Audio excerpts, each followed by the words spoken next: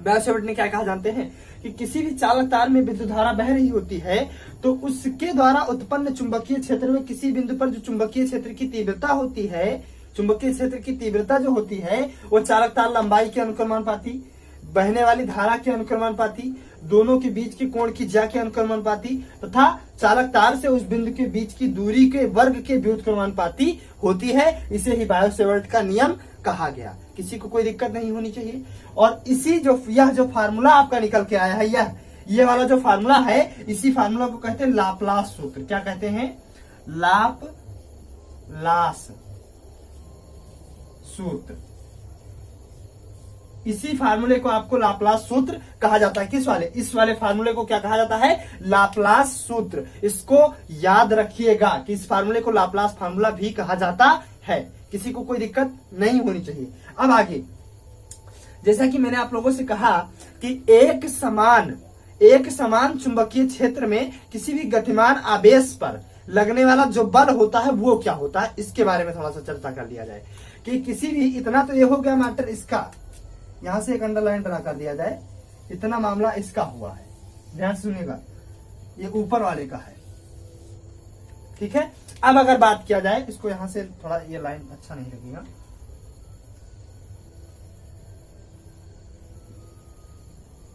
सुनिएगा कि हम सभी जानते हैं कि जो बहने वाली धारा आई होती है, आई जो होती है धारा बहने वाली, वो होती है आवेश प्रवाह की दर के बराबर।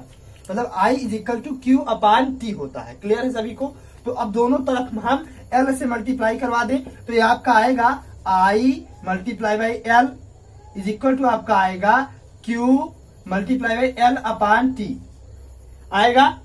देखिए I multiply by L is equal to Q multiply by L upon t आएगा। दोनों तरफ हमने मल्टीप्लाई सिर्फ L से करवाया है। अब उसके बाद हम सभी जानते हैं कि जब हम किसी भी समय अंतराल में दूरी तय करते हैं तो उसे हम वेग कहते हैं। मतलब वेग इज इक्वल टू होता है लंबाई यानी कि दूरी बटा समय। वेग बराबर दूरी बटा समय, वेग बराबर दूरी बटा समय। तो हम क्या, ये आपकी L क्या है? दूरी। T क्या है? समय। तो L अपान T को हम कह सकते हैं V, कह सकते हैं ना, क्योंकि ये वेग है, वेग दूरी बटा समय होता है, तो इसको हम V कह सकते हैं। तो ये आपका निकल के क्या आया? I multiply by L is equal to Q multiply by V। ये आपका इतना निकल के आया। किसी को इसमें कोई दिक्कत नहीं होनी चाहिए। अब हमने कल एक फार्मूला प्रूफ करवाया था, कल वाली वीडियो में। वह फार्मूला क्या था कि F is equal to I L B sine theta. यही फार्मूला था ना? BLI साइन थीटा करके था। तो चाहे ILB कहे चाहे BLI कहिए, तो यहाँ I और L के स्थान पे Q और B लिखा जा सकता है। I और L के स्थान पे Q और V लिख दीजिए आराम से आप। तो ये आपका निकल के क्या आएगा?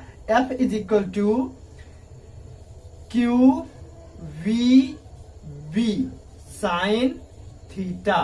बस यही आपका किसी भी गतिमान आवेश पर लगने वाला बल का फार्मूला है। ध्यान सुनिएगा।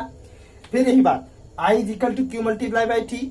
I और दोनों पक्षों में हमने L से मल्टीप्लाई किया तो आपका I multiply by L is equal to L upon t. चूंकि यहाँ पे Q आगे लिख दिया गया, L अपान टी कर दिया गया। हम सभी जानते हैं कि वेग बराबर होता है दूरी बटा समय। तो L अपान L दूरी है, T समय है, दूरी बटा समय बराबर वेग। तो इसको B लिख दिया गया। इसका मतलब I delta L is equal to I multiply by L is equal to Q multiply by B।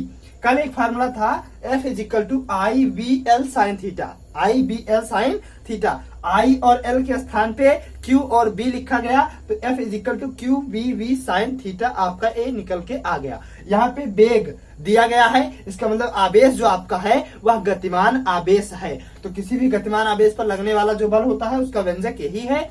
और इस बल को हम सभी लॉरेंज बल भी कहते हैं। कौन सा बल? लॉरेंज बल भी कहते हैं। कौन सा बल? लॉरेंज बल।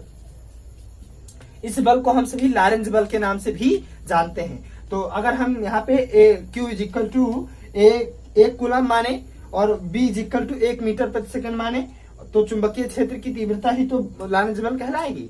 तो बस आज के लिए इतना ही। मिलते हैं अपनी नेक्स्ट क्लास में, जिसमें मैं आप लोगों को विद्युत मोटर की कार्यविधि अच्छे से समझाऊंगा कि कैसे विद्युत मोटर, अगर ये 7 नंबर में विद्युत मोटर हमेशा पूछा जाता है, वो आपके चैप्टर में सिलेबस में हमेशा आएगा, उसमें कोई दिक्कत नहीं है। आप उसको जरूर पढ़िएगा, कल वाली वीडियोज में मैं उसको बढ़ाऊंगा। तो मिलते हैं अपनी नेक्स्ट वीडियो में, तब तक के लिए जय हिंद।